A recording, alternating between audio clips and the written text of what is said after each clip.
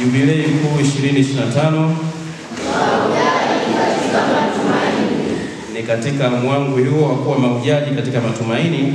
Ndio maana msalaba wa jubilei hii ya huruma ya Mungu mwaka 2025 uko hapa kwetu, na msalaba huu unatuletea huruma ya Mungu, unatuletea upendo wa Mungu, unatuletea msamaha wa Mungu, unatuletea uponyaji kutoka kwa Mungu.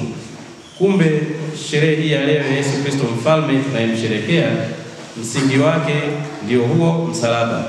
Msingi wake ni mateso, kifo na ufufuko.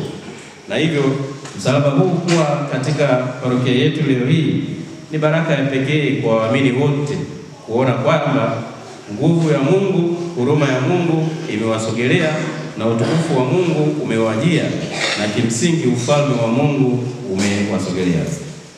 Tunapoadhimisha Dominika hii ya mwisho wa mwaka ya Yesu Kristo mfalme, tuna mambo mengi ya kutafakari sisi kama waamini, sisi kama Wakristo, lakini kubwa zaidi kama tulivyosikia katika somo la pili, sisi ambao tumefanywa kuwa warithi wa ufalme huu wa Bwana wetu Yesu Kristo. Kumbe katika sala zetu zote, katika Dominika ya leo na siku zote, sala yetu iwe kama ya huyu mwizi ambaye alitundikwa msalabani na Bwana wetu Yesu Kristo. Sala yake alisema hivi: E Yesu, nikumbuke utakapoingia katika ufalme wako. Hiyo ni sala ya kila muumini, iwe sala ya kila Mkristo, kumwambia huyu Kristo aliyetundikwa msalabani, kumwambia huyu Kristo tunayemwadhimisha mara kwa mara kwenye sakramenti zetu kwamba E Yesu, unikumbuke utakapoingia katika ufalme wako. Turudie hiyo sentensi: E Yesu, unikumbuke utakapoingia katika ufalme wako.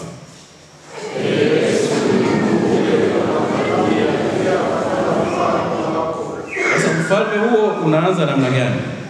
Labda tunaweza kusali sala namna hiyo, lakini tunaposali sala hiyo kwamba Yesu atukumbuke atakapoingia katika ufalme wake, ni lazima sisi wenyewe tuanze kufanya bidii na jitihada ya kurithi ufalme huo. Ukiangalia kwa kufunuliwa na Mungu, walimtambua kwamba Daudi ndiye anafaa kuwa mfalme wao. Tukumbuke kwamba ni wenyewe wana wa Israeli ndio walimuomba Mungu awapatie mfalme wa kuwaongoza, na wakaletewa Sauli. Walipoona Sauli ana shida nyingi na matatizo mengi, wakamlilia tena Mungu, na baadaye Mungu akamleta Daudi. Na somo limesema wenyewe wakaenda wakamtia mafuta Daudi akawa mfalme juu yao. Kwa sababu gani? Waliona kazi aliyoanza kuifanya, kazi ya kuunganisha taifa hili kwa makabila 12 ya Israeli na kufanya uwe ufalme mmoja, ingawa baadaye uligawanyika. Wao walipoona ile juhudi yake, upendo wake kwa Mungu na upendo wake kwa wanadamu wenzake, wakaona kabisa huyu anafaa kuwa mfalme wetu. Twende tukamuombe atuongoze. Na kweli Bwana akawapa kibali, kwa sababu Bwana alishampa kibali Daudi, akawakubalia, wakamtia mafuta akawa mfalme wao. Tulikuwa katika kumwacha Mungu, tulikuwa katika uovu wa kila aina, lakini kwa kifo cha Yesu Kristo msalabani, sisi wote tumepewa hadhi ya kuwa wana wa Mungu, na kubwa zaidi tumepewa hadhi ya kuwa warithi wa ufalme wa Mungu. Kumbe warithi wa ufalme wa Yesu Kristo ambaye tunamsherehekea leo. Kwa katika yote Mtume Paulo anatukumbusha Kristo ndiye mfalme wa wote na mfalme wa vyote vinavyoonekana na visivyoonekana. Hivyo anatuasa Mtume Paulo na sisi tuuchuchumilie ufalme huo, tuukimbilie ufalme huo, ili maneno aliyoandika kwamba tumepewa kuwa nafasi ya kuwa warithi wa ufalme wa Kristo iweze kutimia. Na katika Injili ilivyoandikwa na Luka, sehemu za mwisho za Injili ya Luka, anatuonyesha kwamba hata Wayahudi wenyewe pamoja na ukaidi wao juu ya Yesu Kristo, pamoja na ukaidi wao juu ya Mungu, lakini walimtambua kwamba Yesu Kristo ni mfalme. Walimtambua Yesu Kristo ni mfalme. Ingawa walimtambua katika hali ya kibinadamu kwamba atatawala katika ufalme wa kibinadamu, lakini hiyo inadokeza ufalme wake wa kimungu. Ndiyo maana wameandika wenyewe anwani na kuiweka juu ya msalaba wa Yesu Kristo kwamba huyu ndiye mfalme wa Wayahudi. Walitambua kwamba ni mfalme katika mazingira ya kidunia, lakini walidokeza ufalme wake wa milele. Na ndipo tunakuja kuthibitisha hata katika Injili nyingine pale ambapo Pilato anamuuliza Yesu, "Je, wewe ni mfalme?" Kwa hiyo walitambua kwamba Yesu Kristo ni mfalme katika mazingira ya kidunia, lakini walitambua kwamba ni mfalme. Na kubwa zaidi ndio sala hiyo tuliyosali pamoja na huyu mwizi ambaye alitundikwa na Yesu msalabani, naye anamwambia nikumbuke utakapoingia katika ufalme wako. Kumbe ufalme wa Yesu ulishadokezwa kutoka somo la kwanza, ambapo Daudi alipakwa mafuta awe mfalme wa Israeli. Na tukumbuke Yesu Kristo anatoka katika ukoo wa Daudi. Hivi ni kama alikuwa anamwandalia Yesu Kristo ufalme wake. Na tunapotafakari juu ya ufalme wa Bwana wetu Yesu Kristo, sisi kama Wakristo tunapomaliza mwaka wa kiliturujia, mwaka C, hebu tujifanyie tafakari tuone kama kweli mpaka leo Dominika hii ya 34, Dominika ya mwisho, Dominika ijayo, Dominika ya kwanza ya Majilio, kweli tunastahili kuingia katika ufalme huo? Kweli katika mwaka wote wa kiliturujia tangu ilipoanza Majilio mwaka jana mpaka leo tunapomaliza Dominika ya leo, tunastahili kuingia na kuwa warithi wa ufalme wa Bwana wetu Yesu Kristo? Tunaweza kusema kwamba sisi ni raia wa ufalme wake? Hebu tupitie kidogo mwaka wa kiliturujia tuone jinsi ilivyokuwa. Tulipoanza mwaka huu wa kiliturujia, mwaka C wa kanisa, kama kawaida mwaka wa kiliturujia unaanza na kipindi cha Majilio, ambapo pale ni maandalizi ya kukumbuka kwa kuja kwa Kristo mara ya kwanza, lakini namna gani katika kujitakatifuza kumpokea Kristo, kukumbuka juu ya Kristo mara ya kwanza, na hivyo kufanya warithi wa ufalme wake. Kipindi cha Majilio tulikitumiaje? Tulistahilishwa kuwa warithi wa ufalme wa Bwana wetu Yesu Kristo. Baada ya pale ikafuata Noeli, kuzaliwa kwa Bwana wetu Yesu Kristo. Noeli, kukumbuka kuzaliwa kwa Kristo duniani. Kristo huyu alizaliwa katika mioyo yetu, katika familia zetu, katika jumuiya zetu. Tulimpokea Kristo na kumuingiza katika maisha yetu ili kweli tuwe warithi wa ufalme wake. Na katika kipindi cha Noeli zilipita sherehe nyingine kama ubatizo na tokeo la Bwana. Tuchukua hizo mbili tu. Ubatizo unatukumbusha tamaduni yetu kama Wakristo kufanywa wana wa Mungu. Ile sherehe ya ubatizo tulipokeaje na tulitumiaje kama wana wa ufalme wa Mungu? Pamoja na sherehe ya tokeo la Bwana, Kristo anapojitokeza kwa mataifa yote kama mwanga wa mataifa yote, sisi tuliupokea mwanga wake na nuru yake na kutakatifuzwa kuwa kweli wana wa ufalme wa Mungu. Na baada ya hapo tukiruka mambo mengine, kilifuata kipindi cha kawaida cha mwaka, na chenyewe kilianza kuonyesha pole pole utume wa Kristo duniani. Na baada ya hapo kilipata kipindi cha Kwaresma ambacho kilianza na Jumatano ya Majivu. Pale tulipaka majivu na kukumbushwa kwamba sisi ni mavumbi na mavumbini tutarudi. Kipindi kile chote cha Kwaresma, sisi kama kweli wana wa ufalme wa Mungu, ufalme wa Bwana wetu Yesu Kristo, tulikitumiaje katika kujitakatifuza? Tulikitumiaje katika kumrudia Mungu? Tulikitumiaje katika kufanya toba? Tulikitumiaje katika kufanya yale matendo makuu matatu ya Kwaresma ambayo ni kusali, kufunga? Kwaresma yetu ya kipindi hiki cha mwaka C wa kanisa tulikitumiaje? Na baada ya kipindi cha Kwaresma ikafuata Pasaka ya mwaka huu wa liturujia, mwaka C wa kanisa.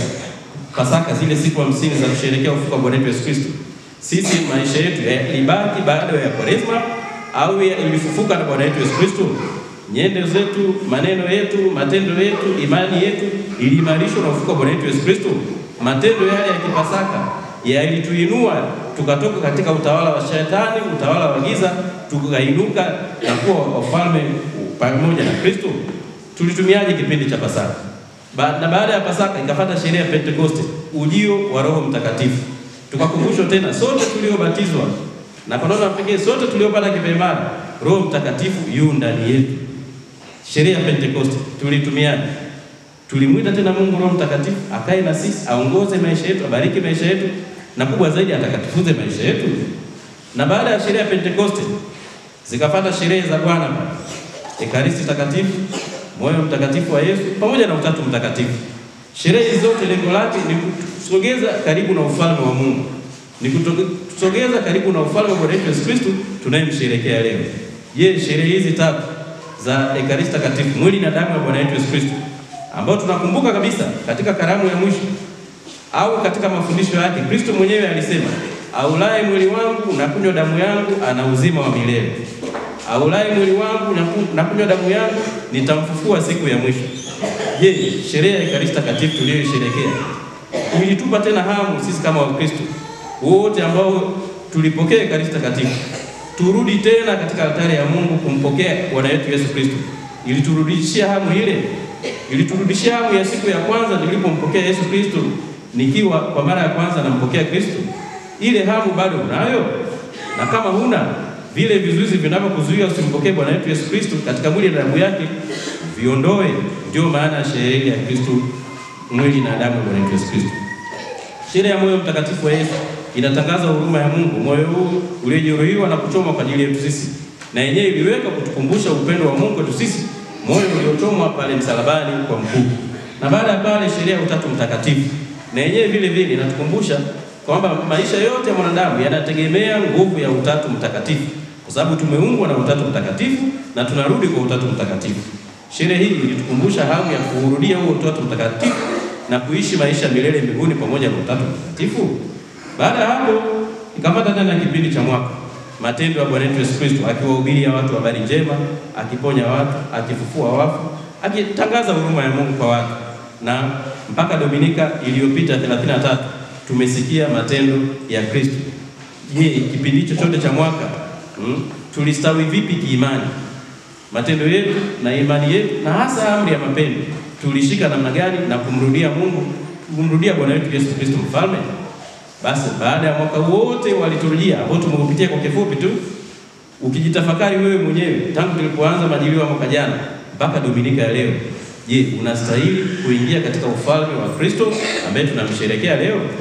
Na kama ukijiona hustahili, bado una nafasi ya kutubu, una nafasi ya kumrudia Mungu. Mtakatifu Agustino daima alikuwa anatufundisha, hakuna uovu ulio mkubwa kushinda huruma ya Mungu. Hakuna dhambi iliyo kubwa kushinda huruma ya Mungu. Na tukisoma katika kitabu cha Nabii Isaya, naye anatukumbusha hayo. Ingawa dhambi zenu zitakuwa nyekundu kama damu, lakini mimi nitazisafisha na zitakuwa nyeupe kama sufu. Kwa hiyo ukiangalia mwaka wote wa kiliturujia, utaona kwamba umetuleta karibu na Mungu. Lakini mimi na wewe tufanya bidii ya kumsogelea Mungu. Matendo yote yaliyofanyika yametupeleka karibu na Mungu. Tumemsogelea Mungu, basi nafasi hiyo tunayo. Hivyo tunapomtafakari Yesu Kristo mfalme na tunapofunga mwaka wa kiliturujia, tuna haki kwanza ya kumshukuru Mungu kwa mwaka huu wa kiliturujia, na tuna haki ya kumwomba Mwenyezi Mungu atubariki na ageuze maisha yetu katika mwaka wa kiliturujia unaoanza Dominika ijayo, ili maisha yetu na matendo yetu na imani yetu vifanane na huo ufalme wa Kristo. Tunaweza tukajiuliza katika mwaka wote wa kiliturujia, tukiendelea kujifanyia tathmini, amri zile 10 za Mungu nilizishika namna gani? Anza wewe mwenyewe kuangalia amri ya kwanza mpaka ya 10 ulizishika namna gani? Na kama ulizikosea namna gani? Na ulifanya bidii gani ya kumrudia Yesu Kristo mfalme kwa sababu ulivunja amri zake?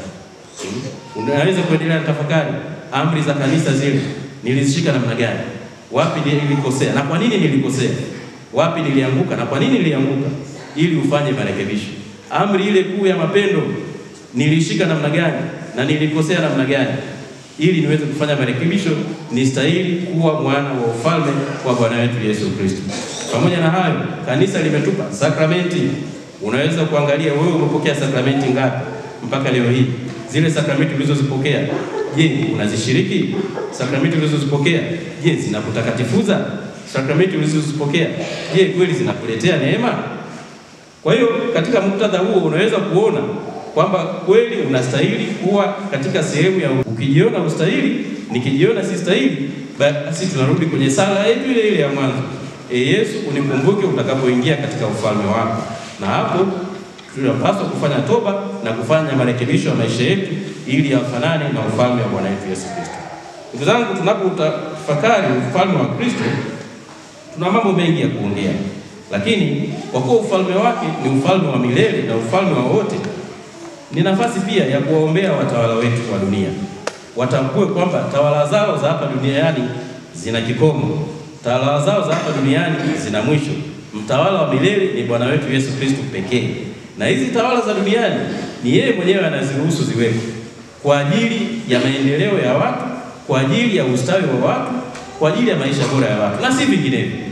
Na ndio maana tunapata mfano huu kutoka katika sala ya utangulizi ambayo itasomwa baadaye, itaimbwa baadaye katika sala ya utangulizi, kutoa mfano wa ufalme wa Bwana wetu Yesu Kristo kwa watawala wote ulimwenguni ili wafuate utawala wa Kristo. Mfano wake ni huu. Inasema hivi: kwa kuviweka viumbe vyote chini ya utawala wake, amekutolea wewe Mungu mkuu ufalme wa milele na wa ulimwengu wote, ufalme wa kweli na uzima, ufalme wa utakatifu na wa neema, ufalme wa haki, upendo na amani. Huo ndio mfano wa ufalme ambao watawala wote ulimwengu huu inawapasa wafate mfano wa utawala wa Bwana wetu Yesu Kristo mfalme.